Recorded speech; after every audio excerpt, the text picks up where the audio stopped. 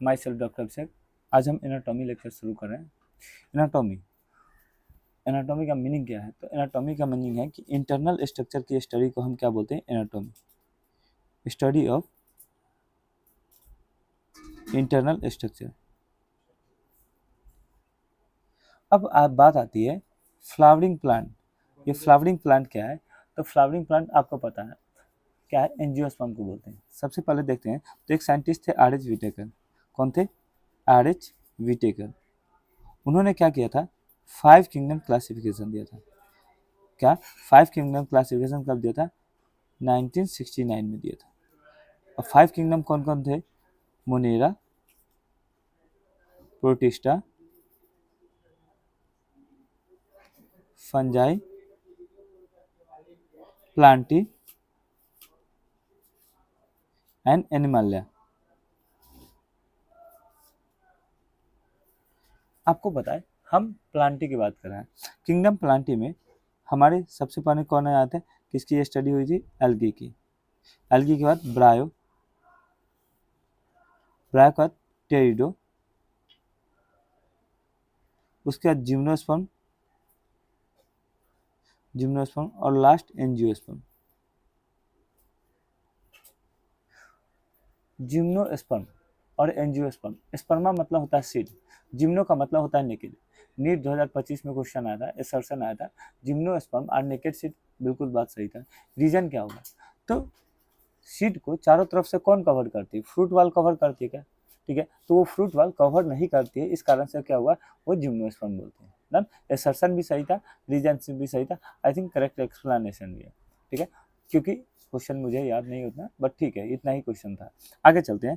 अब एंजियोस्पर्म की बात करें। एंजियोस्पर्म जिम्नोस्पर्म में फ्लावरिंग नहीं होती है। ठीक है, एंजियोस्पर्म में फ्लावरिंग होता है और इसीलिए क्या होते हैं? एंजियोस्पर्म को फ्लावरिंग प्लांट्स भी बोलते हैं। क्या बोलते हैं? Flowering plants. इतनी बात। हम इस चैप्टर में पढ़ेंगे क्या, पहले वो देखते हैं। आपको पता है इंटरनल प्लांट के जो भी इंटरनल स्ट्रक्चर आपने पढ़ा होगा, फोटोसिंथेसिस कहाँ होता है? क्लोरोप्लास्ट में होता है। क्लोरोप्लास्ट कैसे दिखेगी? तो आपको लीफ को कट करके जब डाइसेक्ट करके हम देखेंगे तो आपको अंदर हमारी लीफ की सेल दिखेगी, मीजोफिल सेल। और मीजोफिल सेल के अंदर हमारी फिर क्या होती है? क्लोरोप्लास्ट। ठीक है, तो इंटरनल स्ट्रक्चर के बारे में देखेंगे। फिर देखेंगे रूट की इंटरनल स्ट्रक्चर कैसे क्या है, अंदर क्या क्या चीज़ें हैं। फिर स्टेम के अंदर इंटरनल स्ट्रक्चर क्या क्या है। तो ये सारी चीज़ें देखते हैं। ठीक है, तो ये चीज़ें। तो अगर मुझे इसकी स्टडी करनी है तो हमें क्या करना पड़ेगा? एनाटॉमी की स्टडी करनी पड़ेगी। और हमारे सिलेबस में एंजियोस्पर्म की स्टडी कही गई है। ठीक है, एंजियोस्पर्म की इंटरनल स्टडी करने को कही है। अब बात आते हैं, एनसीईआरटी बोलती है study of internal structure of plant is called as a anatomy. ठीक है, plants have the basic unit. Plants के पास बेसिक यूनिट क्या होता है? सेल्स होते हैं। किसी के पास भी बेसिक यूनिट क्या होता है? सेल्स होता है, लिविंग के पास। फिर सेल से क्या बनता है? मिलके बहुत सारे सेल मिलके टिश्यू लेवल बनता है। टिश्यू से क्या बनता है? ऑर्गन। और ऑर्गन, बहुत सारे ऑर्गन मिलके क्या बनाते हैं? Organ system. ठीक है, तो यहीं पे बोला है कि क्या है? बेसिक यूनिट क्या होता है? सेल होता है। सेल ऑर्गेनाइज होता है टिश्यू में, टिश्यू ऑर्गेनाइज होता है क्या? ऑर्गन्स में। और different organs in A plant show different structure in their internal structure. Plant के डिफरेंट डिफरेंट ऑर्गन्स अलग अलग इंटरनल स्ट्रक्चर शो करते हैं। मतलब रूट की स्टडी इंटरनल स्ट्रक्चर अलग है, स्टेम के इंटरनल स्ट्रक्चर अलग है, लीफ के इंटरनल स्ट्रक्चर अलग है। अब बात आते हैं कराए विद इन एंजियोस्पर्म। आपको पता है एंजियोस्पर्म दो टाइप के होते हैं। एक मोनोकॉट जिसमें एक कोटोलिडोन होता है, ठीक है, और डाइकॉट जिसमें दो कोटोलिडोन होती है। देखोगे सीड जो होता है आपको डाइकॉट की, जो दो कोटोलिडोन होती है, जैसे चना वगैरह। तो एक ये कोटोलिडोन हुआ, दूसरा ये कोटोलिडोन हुआ, तो ये डाइकॉट की सीड हुई। कोई दिक्कत नहीं, मतलब दो कोटोलिडोन। तो मोनोकॉट और डाइकॉट में क्या करा है? The monocots and dicots have seen anatomically different. दोनों बिल्कुल अलग अलग होता है। एनसीईआरटी ने मोनोकॉट रूट की भी स्टडी स्ट्रक्चर दी है, और मोनोकॉट स्टीम की भी स्ट्रक्चर दी है, डाइकॉट रूट की भी स्ट्रक्चर दी है, डाइकॉट स्टीम की भी स्ट्रक्चर दी है। आप देखेंगे चारों स्ट्रक्चर में डिफरेंसेज है। हम डिफरेंसेज की बात भी करेंगे। आगे चलते हैं। Within the angiosperm, the monocots and dicots are seen anatomically different. Internal structure shows adaptation to diverse environment. Internal structure क्या करता है? जैसे कोई भी प्लांट है, जैसे मोनोकॉट है या हमारी कोई डाइकॉट है, तो क्या है? वो अपने एडेप्टेशन के हिसाब से उनके इंटरनल स्ट्रक्चर होते हैं। फ्लोएम पेरेन्काइमा डाइकोट में होता है। आपको पता है फ्लोएम पेरेन्काइमा मोनोकोट में नहीं होता है। क्यों? क्योंकि फूड स्टोर नहीं करना होता है मोनोकोट को, कोई दिक्कत नहीं है। इसीलिए दोनों में क्या होता है, अलग अलग एडेप्टेशन के हिसाब से अलग अलग उनका इंटरनल स्ट्रक्चर होता है। अब बात करते हैं द टिश्यू सिस्टम। ठीक है, अब थोड़ा सा सुनिएगा टिश्यू सिस्टम। अब एनसीईआरटी बहुत लोगों को कंफ्यूजन होता है चैप्टर कैसे पढ़ें। बेसिकली चैप्टर एनसीईआरटी जो आप अगर थोड़ा सा पहले वाला देखिएगा, पुरानी एनसीईआरटी जो देखिएगा, तो उसमें पहले हमारा क्या था, सारे टिश्यू पहले टिश्यू के बारे में बताया था और डिफरेंट टाइप्स ऑफ टिश्यू के बारे में उन्होंने एक्सप्लेन किया था। लेकिन अभी क्या किया, सारा पोर्शन वो कट कर चुके हैं। अगर आप टिश्यू और सेल समझते ही नहीं, पेरेन्काइमा, कोलेनकाइमा, स्केलेनकाइमा नहीं समझते, तो आपको इंटरनल स्ट्रक्चर में पेरेन्काइमेटस सेल आएंगे, आप फिर कैसे समझेंगे? तो मेरे हिसाब से आपको पढ़ना चाहिए, बिना पढ़े आगे आपको समझ में नहीं आएगा तो प्रॉब्लमेटिक है। ठीक है, तो हम वहाँ से शुरू करेंगे। फिर बात आती है टिश्यू क्या है, तो टिश्यू क्या है, ग्रुप ऑफ सेल्स, बहुत सारी सेल्स का ग्रुप को क्या बोलते हैं, जो क्या है सिमिलर या डिसिमिलर इन शेप होता है, या तो शेप में सिमिलर हो या डिसिमिलर हो, लेकिन सबकी ओरिजिन कैसी होनी चाहिए, कॉमन ओरिजिन होनी चाहिए, और जनरली क्या करते हैं, कॉमन फंक्शन परफॉर्म करते हैं। तो मैंने बोला टिश्यू, टिश्यू के बारे में 3 बातें, सर सिमिलर या डिसिमिलर शेप का होना चाहिए, कॉमन ओरिजिन होना चाहिए, और जनरली कॉमन फंक्शन परफॉर्म करते हैं। तो ये बातें हो गई। अब बात आते हैं कि प्लांट जो होता है डिफरेंट टाइप्स ऑफ टिश्यू से मिलकर बना होता है। Plant different types of tissue से मिलकर बना। एक आता है मेरिस्मेटिक टिश्यू। तो आप देखिएगा कोई प्लांट होती है तो उसकी हाइट लगातार बढ़ती जाती है। क्या होती है? लगातार बढ़ती जाती है। क्यों बढ़ती जाती है? तो उसके प्लांट के टिप पे ये हमारी आई एक प्लांट है, तो ये सूट का टिप है, तो सूट के टिप पे क्या होता है, मेरिस्मेटिक सेल्स होते हैं। क्या होते हैं? मेरिस्मेटिक सेल्स होते हैं। और रूट के टिप पे भी हमारी मेरिस्मेटिक सेल्स होते हैं, जिसको बोलते हैं रूट एपिकल मेरिस्टेम। क्या बोलते हैं? Root apical meristem. और सूट के टिप पे जो मेरिस्मेटिक सेल होते हैं उसको बोलते हैं सूट एपिकल मेरिस्टेम। और सूट एपिकल मेरिस्टेम और रूट एपिकल मेरिस्टेम लगातार डिवीजन करते हैं, जिससे प्लांट की हाइट बढ़ती है, कोई दिक्कत नहीं होती। अब देखिएगा तो मेरिस्मेटिक सेल क्या होती है, लगातार डिवीजन करती है।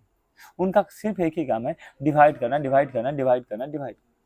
लेकिन अब उनमें से जो सेल डिवाइड हो गई तो कुछ सेल क्या करती है, वो हमारी डिफ्रेंशिएट कर जाती है और प्लांट सेल में परमानेंट सेल में कन्वर्ट हो जाती है। तो ये हमारी मेरिस्मेटिक सेल थी। मेरिस्मेटिक सेल ये अगर वो डिफ्रेंशिएट हो गई तो किस में कन्वर्ट हो जाती है, परमानेंट सेल में कन्वर्ट हो जाती है। किस में कन्वर्ट हो जाती है? परमानेंट सेल में। ठीक है, तो ये बात होगी। मेरिस्मेटिक सेल के पास डिवीजन की क्षमता होती है, जबकि परमानेंट सेल अपना डिवीजन की क्षमता खो देता है। और इस प्रोसेस को क्या बोलते हैं, जब मेरिस्मेटिक सेल परमानेंट सेल में कन्वर्ट होता है उस प्रोसेस को बोलते हैं डिफ्रेंशिएशन। क्या बोलते हैं? डिफ्रेंशिएशन। कोई दिक्कत नहीं है। अब आते हैं मेरिस्मेटिक सेल के बारे में बात करने।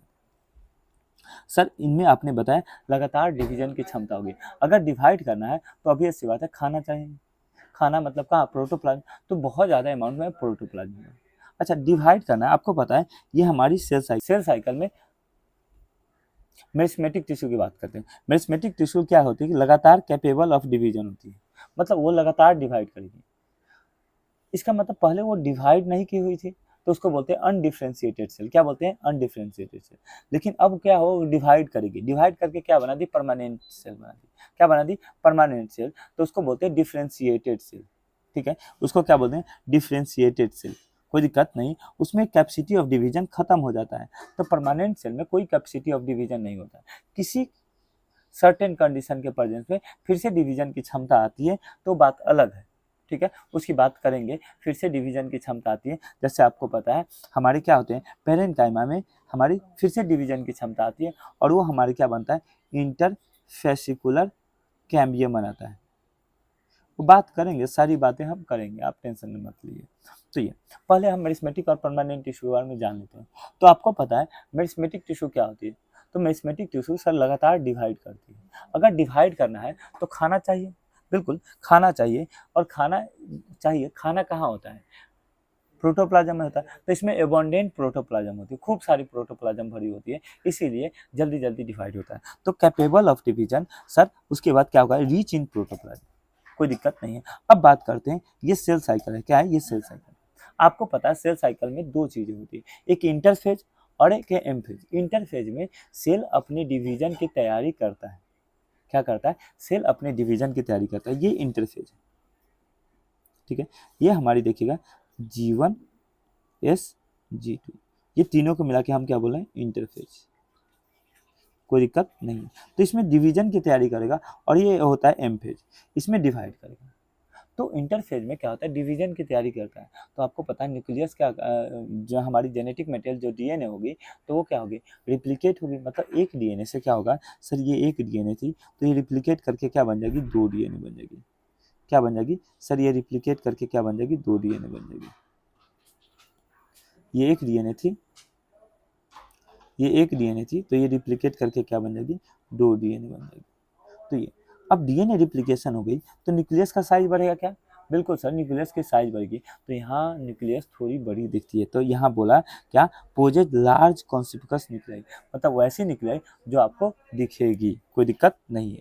इसमें बेकार की चीज़ें नहीं होती, क्यों, क्योंकि इनका लगातार काम है क्या, डिवाइड करना, डिवाइड करने का काम है। तो इसमें बेकार की चीज़ें नहीं होगी, जैसे प्लास्टिक, ठीक है, जैसे क्या, वैक्यूल, ठीक है, इर्गास्टिक सब्सटेंसेस, ये सब नहीं होंगे, कोई दिक्कत नहीं होनी चाहिए। तो ये सारी चीज़ें एब्सेंट होती हैं। सेल्स देखोगे तो इनके सारे सेल्स के करीब करीब डायमीटर सेम होते हैं। क्या होता है, सारे सेल्स का डायमीटर करीब करीब सेम होता है, तो इसको बोलते हैं सेल सारा आइसोडायमेट्रिक। ये सारी बातें कहाँ लिखी है, आपके एनसीईआरटी में लिखी है, प्लांट ग्रोथ एंड डेवलपमेंट वाले चैप्टर में लिखी है, इसीलिए मैं बात कर रहा हूँ, ठीक है। आइसोडायमेट्रिक होते हैं, इनमें कैसा होता है, प्राइमरी सेल वॉल प्रेजेंट होता है। प्राइमरी सेल वॉल क्यों बोले, क्योंकि मेरिस्मेटिक सेल ऑब्वियस सी बात है क्या होगा, डिवाइड करेगी तो परमानेंट सेल में कन्वर्ट होगी। परमानेंट सेल के में मैच्योर होता है तो साइज बढ़ती है, सेल की साइज बढ़ती है। तो क्या होगा, सेल वॉल कैसी होनी चाहिए, वो थिन एंड सेलुलोजिक होनी चाहिए, मतलब जो ग्रोथ कर पाए, कोई दिक्कत नहीं है। तो इसीलिए बोला है thin and cellulosic cell wall, कोई दिक्कत नहीं है। आई थिंक मेरिस्मेटिक सेल के बारे में 5-6 पॉइंट हमने क्लियर कर दिए, डन। अगला आते हैं, कहाँ प्रेजेंट होते हैं, तो मैंने पहले ही बता चुका हूँ, सूट के टिप पे और रूट के टिप पे प्रेजेंट होता है। सूट के टिप पे अगर प्रेजेंट होती है तो वैसे सेल्स को बोलते हैं हम सूट एपिकल मेरिस्टेम, और रूट के टिप पे प्रेजेंट होते हैं तो root apical meristem, root apical meristem, कोई दिक्कत नहीं होनी चाहिए। अब आते हैं परमानेंट सेल। तो सर मेरिस्मेटिक सेल में डिवीजन हो जाता है, क्या हो जाता है, मेरिस्मेटिक सेल डिवाइड कर जाती है, प्रोसेस को बोलते हैं डिफ्रेंसिएशन, डिफ्रेंसिएशन। तो मेरिस्मेटिक सेल में डिवीजन की क्षमता थी, डिवीजन हो गई तो वो क्या हो गई, परमानेंट सेल में कन्वर्ट हो गई, कोई दिक्कत नहीं होनी चाहिए। परमानेंट सेल के पास डिवीजन की क्षमता है क्या, बिल्कुल नहीं, परमानेंट सेल के पास डिवीजन की क्षमता नहीं होती है, लेकिन किसी सर्टेन कंडीशन में डिवीजन की क्षमता आ जाती है, कुछ हार्मोन्स वगैरह आ गए तो वो आ जाती है, प्लांट को जब नीड होती है तो आती है, तो डिवीजन की क्षमता आ जाती है तो हम क्या करते हैं, फिर से डिवाइड कर सकते हैं, ठीक है। लेकिन हम करें परमानेंट सेल में अभी फिलहाल डिवीजन की क्षमता है क्या, नहीं है सर, है, they don't have capacity of division. तो मतलब क्या हो गई, ये डिफ्रेंशिएटेड सेल हो गई है क्या, बिल्कुल सर, डिफ्रेंशिएटेड सेल हो गई। तो इसमें प्राइमरी सेल वॉल जो प्रेजेंट थी, इसमें primary and secondary cell wall present हुई, ठीक है। तो इसमें क्या होता है, सेल वॉल में डिपोजिशन होता है, क्या होता है, सेल वॉल में डिपोजिशन होता है, डन, ये बात होगी। अब मैंने पहले ही बोला हूँ, जो भी चीज़ें पढ़ा रहा हूँ सारी एनसीईआरटी में, बट कहाँ पे है, आपके ग्रोथ वाले चैप्टर में, प्लांट ग्रोथ वाले चैप्टर में। इसीलिए एनसीईआरटी ने काटा है तो उसे कोई फर्क भी नहीं पड़ता, क्वेश्चन आया हुआ है, आपको पता है प्लांट ग्रोथ वाले चैप्टर में क्वेश्चन आया हुआ है, और 2 बार क्वेश्चन आया है। एक कैंसरस सेल से पूछा था कि डिफ्रेंशिएटेड है कि डी डिफ्रेंशिएटेड है कि री डिफ्रेंशिएटेड है, तो वो पूछा था। चलें, 3 प्रोसेस है, differentiation, D differentiation and re differentiation. क्या क्या, डिफ्रेंशिएशन, डी डिफ्रेंशिएशन, री तीनों डिफरेंस क्या है, तो सर आपने बताया सर मेरिस्मेटिक टिश्यू जो अनडिफ्रेंशिएटेड होती है, क्या होती है, जो अनडिफ्रेंशिएटेड होती है वो क्या कर जाएगी, डिवाइड कर जाएगी, और क्या हो जाएगी, डिवाइड करके क्या बन जाएगी, परमानेंट टिश्यू, और उस प्रोसेस को बोलते हैं डिफ्रेंशिएशन। मतलब मेरिस्मेटिक टिश्यू में डिवीजन की क्षमता थी क्या, बिल्कुल सर, डिवीजन की क्षमता थी, ठीक है, ये बात होगी। लेकिन वो डिवाइड कर गई तो अब क्या बन गई, permanent tissue. Sir permanent tissue होती क्या है, आपने सुना होगा पेरेन्काइमा, कोलेनकाइमा, स्क्लेरेनकाइमा, तो ये क्या है, सिंपल परमानेंट टिश्यू है, क्या है, पेरेन्काइमा, कोलेनकाइमा, स्क्लेरेनकाइमा, ये क्या है सर, सिंपल परमानेंट टिश्यू है। जबकि हमारी कॉम्प्लेक्स परमानेंट टिश्यू होती है जाइलम एंड फ्लोएम, क्या होती है, xylem and phloem, xylem and phloem, ठीक है। ये सारी चीज़ें हटा दी गई है, बट आपको पता है क्वेश्चन आते हैं, ठीक है। ला दो आई थिंक सेकेंड या थर्ड ईयर है जो कि हटाया हुआ हो, बट आपको पता है उससे पहले क्वेश्चन आए हुए हैं। जब आपको पता ही नहीं होगा तो अगर एनाटॉमी का ये डायग्राम दिया हुआ उसमें बताया जाइलम फ्लोएम बताया गया तो फिर कैसे डिफ्रेंशिएट कर पाएंगे, मतलब क्वेश्चन पूछ सकता है, ये सच्चाई है, तो हमें पता होना चाहिए। तो ये हमारी कॉम्प्लेक्स टिश्यू होती है जाइलम और फ्लोएम। कॉम्प्लेक्स टिश्यू क्यों बोले, क्योंकि ये सर एक टाइप ऑफ सेल से नहीं बनी होती, ये डिफरेंट टाइप ऑफ सेल से मिलकर बनी होती है, इसीलिए हम इसको बोलते हैं कॉम्प्लेक्स परमानेंट टिश्यू, कोई दिक्कत नहीं होती। और ये दो टाइप की होती है, जाइलम और फ्लोएम। जाइलम अलग अलग सेल की बनी होती है, tracheid, vessel, xylem fibre, xylem parenchyma, 4 चीजें। वैसे ही फ्लोएम एंजियोस्पर्म की अलग सेल से बनी होती है, जिम्नोस्पर्म की अलग सेल से बनी होती है। ये PYQ का क्वेश्चन भी है, हम बात करेंगे, पहले आते हैं। तो सर हमारी क्या होती है डिफ्रेंसिएशन में, क्या होता है, cell lose the ability of division, cell division की क्षमता खो देता है, आप पढ़ चुके हैं। Structure changes takes place in the cell wall and protoplasm, cell wall में स्ट्रक्चर चेंजेस होता है, मैंने कहा ना सेल वॉल में डिपोजिशन होगा, ठीक है, सेल वॉल में डिपोजिशन वगैरह होता है। और क्या होता है, हमारी प्रोटोप्लाज्म में स्ट्रक्चर चेंजेस होते हैं। सर प्रोटोप्लाज्म में स्ट्रक्चर चेंजेस होने का मतलब हुआ जो कि मेरिस्मेटिक सेल थी जिसमें प्लास्टिड वगैरह वैक्यूल वगैरह नहीं थे, वो परमानेंट सेल में आएंगे, बिल्कुल, तो ये होगा। तो इसी को हम बोलते हैं हमारी डिफ्रेंसिएशन, क्या बोलते हैं, डिफ्रेंसिएशन। डिफ्रेंशिएट होकर क्या बनती है सर, प्राइमरी परमानेंट टिश्यू बनती है। प्राइमरी परमानेंट टिश्यू जो कि आपको पता है पेरेन्काइमा, कोलेनकाइमा, स्केलेनकाइमा, सिंपल होता है। जाइलम फ्लोएम क्या होता है, कॉम्प्लेक्स परमानेंट टिश्यू होता है, कोई दिक्कत नहीं होनी चाहिए। हाँ। परमानेंट टिश्यू के पास क्या डिवीजन की क्षमता होती है क्या, बिल्कुल नहीं सर, वो डिवीजन की क्षमता नहीं होती है, और इसीलिए क्या बोलते हैं, डिफ्रेंशिएटेड सेल, क्या बोलते हैं, डिफ्रेंशिएटेड सेल।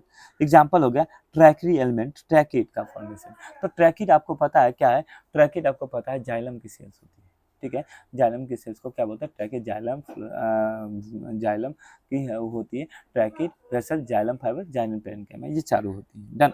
अब आते हैं डिफ्रेंशिएशन, क्या आते हैं, डिफ्रेंशिएशन। अब जो डिफ्रेंशिएटेड सेल होती है फिर से क्या होती है, डिफ्रेंशिएटेड मतलब डिवाइड कर चुके हैं क्या, बिल्कुल सर। अब उनके पास डिवीजन की क्षमता है क्या, नहीं, जनरली तो नहीं होते, लेकिन फिर से डिवीजन की क्षमता आती है, फिर से उसके पास डिवीजन की क्षमता आती है, तो उसको हम क्या बोलते हैं, डी डिफ्रेंशिएशन। क्या डी डिफ्रेंशिएशन, सर डिवीजन की क्षमता आ गई मतलब फिर से मेरिस्मेटिक बन जाएगी, बिल्कुल फिर से मेरिस्मेटिक बन जाएगी। अब दूसरी बार मेरिस्मेटिक बनी है, इसीलिए बोलते हैं सेकेंडरी मेरिस्मेटिक टिश्यू, क्या बोलते हैं, सेकेंडरी मेरिस्मेटिक टिश्यू। इसीलिए डी डिफ्रेंशिएशन के लिए लिखा है differentiated cell regain capacity of division under certain condition.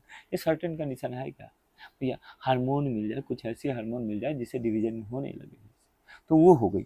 जैसे एग्जांपल हो गया सेकेंडरी मेरिस्टेम का फॉर्मेशन, जैसे हमने पहले भी बात करें इंटरफेसिकुलर कैम्बियम और कोर कैम्बियम क्या होता है, आगे बात करेंगे। इंटरफेसिकुलर कैम्बियम ये हमारा एक वेस्कुलर कैम्बियम है, ठीक है, वेस्कुलर बंडल है, और ये वेस्कुलर कैम्बियम है, ठीक है। इस वेस्कुलर बंडल को क्या बोलते हैं, इंट्राफेसिकुलर कैम्बियम। क्यों बोले इंट्राफेसिकुलर कैम्बियम, सुनिएगा, क्योंकि with in the vascular bundle है क्या, तो इसको कैम्बियम को बोलते हैं इंट्राफेसिकुलर कैम्बियम। और दो कैम्बियम, देखिए एक और बंडल वेस्कुलर बंडल आ गया, ये हमारी इंट्राफेसिकुलर कैम्बियम हो गई, ये वाली इंट्राफेसिकुलर कैम्बियम हो गई। और इन दोनों को जो ज्वाइन करेगी उसको बोलेंगे इंटरफेसिकुलर कैम्बियम। मैंने बोला, सुनिएगा, जैसे एक कॉलेज के बीच में कंपटीशन हो, with in A college competition होता है, तो बोलते हैं क्या, इंट्रा कॉलेज कंपटीशन, क्या बोलते हैं, इंट्रा कॉलेज कंपटीशन। लेकिन दो कॉलेज के बीच में कंपटीशन हो रहा है, इंटर कॉलेज कंपटीशन, तो एक वेस्कुलर बंडल है, ये दूसरी वेस्कुलर बंडल है, दोनों को जो जोड़ने का काम करती है उसको बोलते हैं इंटर वेस्कुलर कैम्बियम, ठीक है, इंटर वेस्कुलर कैम्बियम, ठीक है। तो हमारे बोला है इंटरफेसिकुलर कैम्बियम, कोई दिक्कत नहीं है, इंटरफेसिकुलर कैम्बियम ये बोलते हैं। अच्छा, ये कोर कैम्बियम क्या होती है आगे आएगा, वो सारी बातें हम करेंगे, ठीक है। अगला आता है सेकेंडरी मेरिस्मेटिक टिश्यू, फिर से डिवीजन की क्षमता आ गई है, बिल्कुल सर, फिर से डिवाइड करेगी और दोबारा डिफ्रेंशिएट करेगी, इसीलिए क्या बोलते हैं, री डिफ्रेंशिएशन, और क्या बना देगी, सेकेंडरी परमानेंट टिश्यू बना देगी, बिल्कुल, ये सेकेंडरी परमानेंट टिश्यू बना देती है। अब कह रहा है, देखिएगा डी डिफ्रेंशिएशन के बारे में, कह रहा है डी डिफ्रेंशिएटेड सेल, जो सर डी डिफ्रेंशिएटेड कर चुके हैं, मतलब इसका मतलब है इंटरफेसिकुलर कैम्बियम या कोर कैम्बियम की बातें कर रहा है, क्या करता है, फिर से कैपेसिटी ऑफ डिवीजन लूज कर देता है, मतलब अब की बार फिर से डिवाइड करके, डिवाइड हो जाएगी तो कैपेसिटी ऑफ डिवीजन लूज हो जाएगा, और लूज हो जाएगा तो स्पेसिफिक फंक्शन काम करवाने लगेगा, बिल्कुल सर, स्पेसिफिक फंक्शन करवाने लगेगा। अब वो किस में कन्वर्ट हो जाती है, वो किस में कन्वर्ट हो जाती है, हमारी secondary permanent tissue. Secondary permanent tissue का एग्जांपल क्या क्या हो गए सर, हमारी क्या क्या हो गए, सेकेंडरी जाइलम, सेकेंडरी फ्लोएम, क्या कॉर कैम्बियम जो थी वो आगे डिवाइड करके कॉर कैम्बियम जो थी, ये कॉर कैम्बियम तो बाहर की तरफ डिवीजन करता है, फिर एक अंदर की तरफ डिवीजन करता है। बाहर की तरफ जो डिवीजन करके सेल्स बनाती है उसको कॉर्क बोलते हैं, अंदर की तरफ जो डिवीजन करके बनाता है उसको सेकेंडरी कॉर्टेक्स बोलते हैं। तो कॉर कैम्बियम क्या हो गई sir, cork cambium secondary meristematic tissue हो गई, ये क्या हो गई, सेकेंडरी मेरिस्मेटिक टिश्यू हो गया। लेकिन वो बाहर की तरफ जो सेल्स डिवाइड करके बनाएगी वो परमानेंट होगी, क्या, सेकेंडरी परमानेंट टिश्यू, जिसको बोलते हैं कॉर्क। और अंदर की तरफ भी डिवाइड करके जो सेल्स बनाएगी वो भी सेकेंडरी परमानेंट टिश्यू का क्या, बिल्कुल सर, उसको बोलते हैं सेकेंडरी कॉर्टेक्स। तो ये हमारी सेकेंडरी कॉर्टेक्स या कॉर्क या फेलम, इसको हम क्या बोलते हैं, हम secondary permanent tissue. I think हमने जो एनसीईआरटी की डिफ्रेंसिएशन, डी डिफ्रेंसिएशन और री डिफ्रेंसिएशन था उसको हमने कंप्लीट कर लिया। आप जाके वहाँ से रीड भी कर सकते हो, कोई चीज़ें आपको प्रॉब्लम नहीं आएगी। अब आते हैं सर परमानेंट टिश्यू की बात करें। परमानेंट टिश्यू दो टाइप की होती है, एक सिंपल परमानेंट टिश्यू और दूसरा complex permanent tissue. Simple permanent tissue तीन टाइप के होते हैं, parenchyma, collenchyma, sclerenchyma. Complex permanent tissue sir जो एक से ज़्यादा सेल के बने होते हैं, मतलब डिफरेंट टाइप्स ऑफ सेल के बने हैं, उसको हम बोलेंगे कॉम्प्लेक्स परमानेंट टिश्यू। जो एक ही टाइप के सेल के बने होते हैं, ठीक है, उसको बोलते हैं हम simple permanent tissue. Simple permanent tissue तीन होते हैं, हमारी कौन होती है, पेरेन्काइमा, कोलेनकाइमा, स्क्लेरेन्काइमा। और कॉम्प्लेक्स परमानेंट टिश्यू दो होते हैं, जाइलम और फ्लोएम, बात खत्म। इसका मतलब सर जाइलम और फ्लोएम बहुत सारे सेल से मिलकर बने होंगे क्या, बिल्कुल, आपने बताया सर कि जाइलम और फ्लोएम चार अलग अलग सेल से मिलकर बने होते हैं। Xylem sir tracheid, vessels, xylem fibre, xylem parenchyma, ये चार से मिलकर बने होते हैं। ये सर ज्यादा ये चार सेल्स में से तीन सेल क्या होते हैं, डेड होते हैं, क्या होते हैं, डेड होते हैं। जाइलम पेरेन्काइमा, पेरेन्काइमा जहां भी आ जाए इसका मतलब होता है लिविंग सेल है, क्या है, लिविंग सेल है। पेरेन्काइमा कहीं भी आ जाए इसका मतलब वो लिविंग सेल है। बाकी सारी कैसी होती है, डेड होती है। ये तीनों कैसी होती है, डेड होती है। सिर्फ जाइलम पेरेन्काइमा क्या होते हैं, लिविंग होते हैं, ठीक है। वैसे ही फ्लोएम है, तो फ्लोएम में दो टाइप के सेल्स होते हैं, दो टाइप के सेल्स होते हैं, सुनिएगा, जो अलग अलग प्लांट में अलग अलग होते हैं, मतलब जिम्नोस्पर्म में अलग होते हैं, एंजियोस्पर्म में अलग होते हैं। बाकी दो टाइप के होते हैं, जो दोनों में फ्लोएम, फ्लोएम क्या है सर, हमारी क्या है, कॉम्प्लेक्स परमानेंट टिश्यू है, मतलब अलग अलग टाइप के सेल से मिलकर बने होंगे, क्या, बिल्कुल सर, चार डिफरेंट टाइप के सेल से मिलकर बने होते हैं, जिसमें दो टाइप की सेल्स जो होती है दोनों में, एंजियोस्पर्म में भी होती है, जिम्नोस्पर्म में भी होती है, वही दोनों।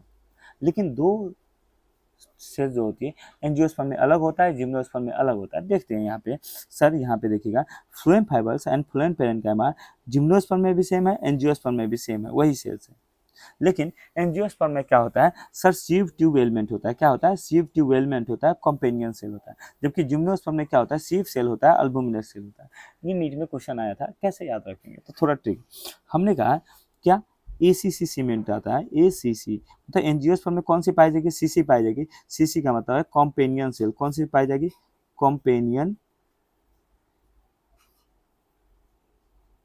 कॉम्पेनियन सेल, ठीक है। जबकि जिम्नोस्पर्म में क्या पाई जाएगी, सिव सेल, कोई दिक्कत नहीं।